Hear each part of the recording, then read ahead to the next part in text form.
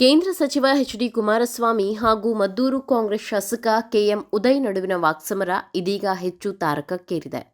ಕ್ಷೇತ್ರದ ಅಭಿವೃದ್ಧಿ ವಿಚಾರವಾಗಿ ಕೇಂದ್ರ ಸಚಿವರಿಗೆ ನೇರ ಸವಾಲು ಹಾಕಿರುವ ಶಾಸಕ ಉದಯ್ ಸಾರ್ವಜನಿಕ ಚರ್ಚೆಗೆ ಬರುವಂತೆ ಬಹಿರಂಗ ಪಂಥಾಹ್ವಾನ ನೀಡಿದ್ದಾರೆ.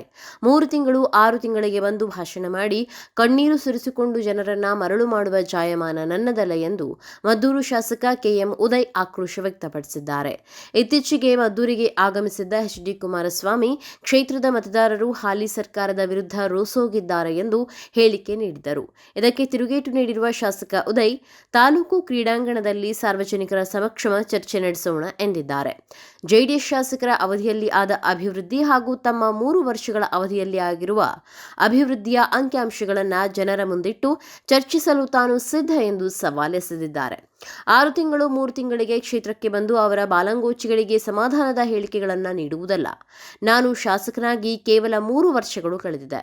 ತಾಲೂಕು ಕ್ರೀಡಾಂಗಣದಲ್ಲಿ ಸಾರ್ವಜನಿಕ ಚರ್ಚೆ ನಡೆಸೋಣ. ನನ್ನ ಅವಧಿಯಲ್ಲಿ ನಡೆದಿರುವ ಅಭಿವೃದ್ಧಿ ಮತ್ತು ಜೆಡಿಎಸ್ ಶಾಸಕರ ಅವಧಿಯಲ್ಲಿ ನಡೆದಿರುವ ಅಭಿವೃದ್ಧಿಯ ಅಂಕಿಅಂಶಗಳ ಸಮೇತ ಸಾರ್ವಜನಿಕವಾಗಿ ಚರ್ಚೆ ನಡೆಸಲು ನಾನು ಸಿದ್ಧವಿರುವುದಾಗಿ ಕೇಂದ್ರ ಸಚಿವ ಎಚ್.ಡಿ. ಕುಮಾರಸ್ವಾಮಿ ಅವರಿಗೆ ಶಾಸಕ ಉದಯ್ ಆಹ್ವಾನ ನೀಡಿದ್ದಾರೆ.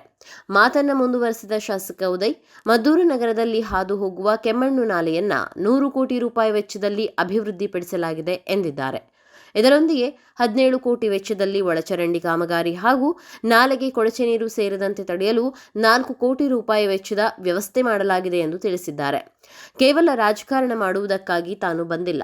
ಸಾವಿರಾರು ಕೋಟಿ ಅನುದಾನ ತಂದು ಕ್ಷೇತ್ರದ 200ಕ್ಕೂ ಹೆಚ್ಚು ಗ್ರಾಮಗಳಲ್ಲಿ ಅಭಿವೃದ್ಧಿ ಕಾರ್ಯಗಳನ್ನು ಮಾಡುತ್ತಿದ್ದೇನೆ ಎಂದು ಸ್ಪಷ್ಟಪಡಿಸಿದ್ದಾರೆ. 3 ತಿಂಗಳು 6 ತಿಂಗಳಿಗೆ ಒಮ್ಮೆ ಬಂದು ಭಾಷಣ ಮಾಡಿ ಕಣ್ಣೀರು ಸುರಿಸಿಕೊಂಡು ಜನರನ್ನ ಮರಳು ಮಾಡುವ ಜಾಯಮಾನ ನನ್ನದಲ್ಲ ಎಂದು ಕೇಂದ್ರ ಸಚಿವ ಎಚ್.ಡಿ. ಕುಮಾರಸ್ವಾಮಿ ವಿರುದ್ಧ ಮದ್ದೂರು ಶಾಸಕ ಕೆಎಂ ಉದಯ್ ಆಕ್ರೋಶ ವ್ಯಕ್ತಪಡಿಸಿದ್ದಾರೆ. ಇದಲ್ಲದೆ ಸಿಎಂ ಡಿಕೆ ಶಿವಕುಮಾರ್ ನೇತೃತ್ವದಲ್ಲಿ ನಡೆದ ಮೈಸೂರು ಭಾಗದ ಶಾಸಕರ ಸಭೆಯಲ್ಲಿ ನೀರಾವರಿ ಯೋಜನೆಗಳಿಗೆ ಅನುದಾನ ಕೋರಿದ್ದು, ಮದ್ದೂರು ನಗರಕ್ಕೆ 100 ಕೋಟಿ ವಿಶೇಷ ಅನುದಾನ ಹಾಗೂ ಗ್ರಾಮೀಣ ರಸ್ತೆ ಅಭಿವೃದ್ಧಿಗೆ ಪ್ರಸ್ತಾವನೆ ಸಲ್ಲಿಸಲಾಗಿದೆ ಎಂದರು. ಒಟ್ಟಿನಲ್ಲಿ ಎಚ್ಡಿಕೆ ವಿರುದ್ಧ ಶಾಸಕ ಉದಯ್ ನೀಡಿರುವ ಈ ಬಹಿರಂಗ ಸವಾಲು ಮಂಡ್ಯ ರಾಜಕಾರಣದಲ್ಲಿ ಭಾರೀ ಸಂಚಲನ ಮೂಡಿಸಿದೆ.